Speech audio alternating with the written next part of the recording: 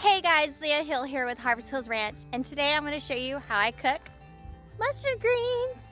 So I'm going to harvest me some of these giant bad boys, and I'll see you back in the kitchen.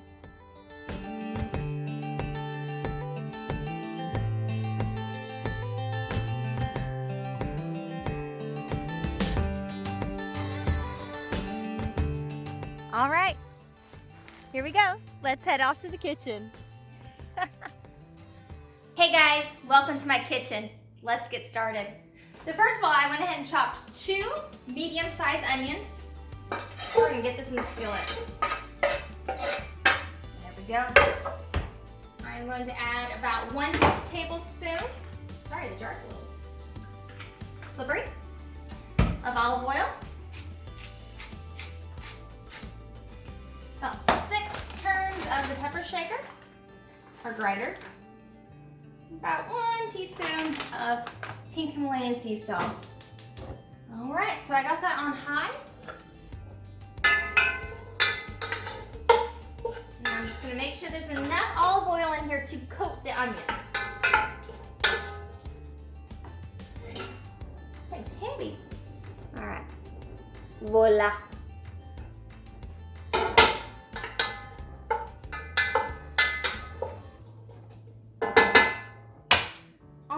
So while those are sauteing, and the purpose of doing this is where a lot of the flavor comes into play. It not only flavors the olive oil, which will coat the mustard greens eventually, it just brings out a wonderful layer of the onions, as we call it, caramelizing. So this will be about 5-6 minutes, and then I'll show you what you want your onions to look like. You don't want to burn them, but you want them to be almost completely translucent with just a little bit of brown on the corners. So while that's doing its thing, let's get chopping. All right, so you have your stem piece. So I always put 4 or 5 together and start with the stems.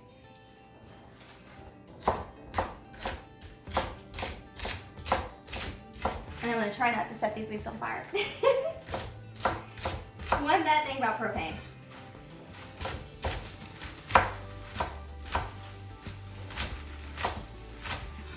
So when you start getting to the wider part of the leaf, what I do is I cut it in the center,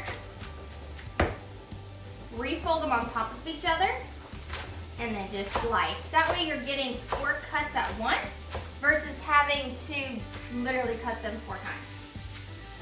All right, so since these are really big, I'm just gonna go through and just make them a little bit smaller. All right, so I'm gonna keep doing this for the rest of my batch, and I'll see y'all in just a second. All right, guys, the onions are caramelized, and I finished cutting up all of the mustard greens. So I'll show you a picture in this corner of the screen of what the caramelized onions look like. There you go. All right, so what I'm gonna do is I actually made some chicken bone broth the other day, and I'm gonna use that as my base. The other type I use is a beef bone broth that I make. I'll use that. So there's not a right or wrong with it. It's just a different flavor profile. And since I already had this made and didn't really want to make beef bone broth, we're gonna use chicken. So what I did is I made sure that it's set overnight. And why I did that, let's see if I can do this without making an absolute mess. Probably not. There we go. Is I want the fat on top of the bone broth itself. So see that little kind of lumpy piece? So that's the good stuff. So when you buy a jar of bone broth, I actually have some canned here. I'll show you what it looks like.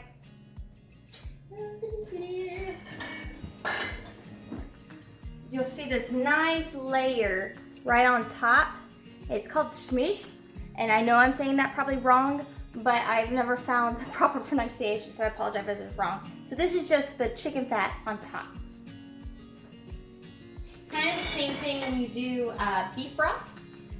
I don't filter my bone broth, so it has all this good stuff. So this is actually the tallow, which is a little bit of the beef fat, the gelatin, and the nutrients from the bone. So this is the good stuff. Anywho, a bone broth lesson there. So what I'm going to do is add about half way up in this pot your bone broth. So this is gonna take me just a second just because this thing is super heavy and I had to get it out of the fridge. So give me just a second, I'm gonna finish this up. All right, so I have this almost filled up, but not quite. I'm gonna go ahead and start adding in the mustard greens. And then I'll add a little bit more in just a second. More bone broth, depending on how much volume the mustard greens take. This big boy. Ooh, those are pretty. So I know this seems really full, but these things cook down. So,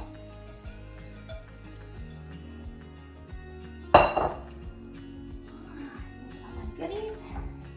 All right, so there it is. So I'm gonna add a little bit more bone broth. So I have it almost filled up to the top. I have about this much space to the rim of the pot. That way, if it bubbles up or something like that, I'm not having to clean the surface. One other thing, I'm gonna add just a pinch more salt. Just a little bit on top. I'm gonna do 3 more clicks of my pepper grinder. And then I'm gonna add 2 very small drops of liquid stevia. 1, 2. This will actually remove any of the bitter flavor once you've cooked it over 2 hours, okay? So I'm gonna mix this all together. Ooh, this smells good. So I will say, if you're gonna use a store-bought bone broth, you're not gonna have the natural layer of the chicken fat and the gelatin on top from the bones. So you're gonna be missing out a whole different layer of flavor. So on that piece, I'm trying to figure out how to make up that flavor profile, but I would suggest finding your local farmer if you're not able to purchase from us, and find your own chicken backs from pasture-raised birds, and then making your own bone broth. If you do purchase it from us, if you put it in the refrigerator, it'll actually get that layer up top and look like what it did when I shot this video. So anyway, guys, there you go. I'm gonna show you what this looks like when it's all cooked down and ready to go. And we'll see you in just a second. All right, guys, the mustard greens have been cooking for about 1.5 hours, and they are more than ready.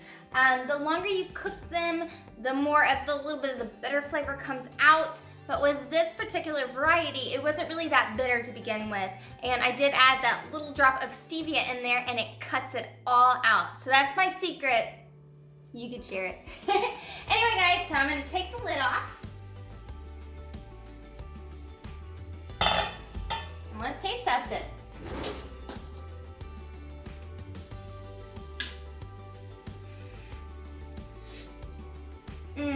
That is so good. Wow, that is yummy. So this actually could have been ready in 30-45 minutes. It just really depends on what your time factor is. If you're doing this as a quick meal and an extra additive of a green leafy vegetable to your diet, then, oh my goodness, just cook it for 20-25 minutes. I would turn it up on medium high to high and just keep an eye on it so the liquid doesn't bubble out. But I mean, cook for your time frame. Again, don't ever overcook your food because you're cooking all the nutrients out. In this one, I basically just slow simmered it, and that way all the nutrients still stayed packed within those leaves.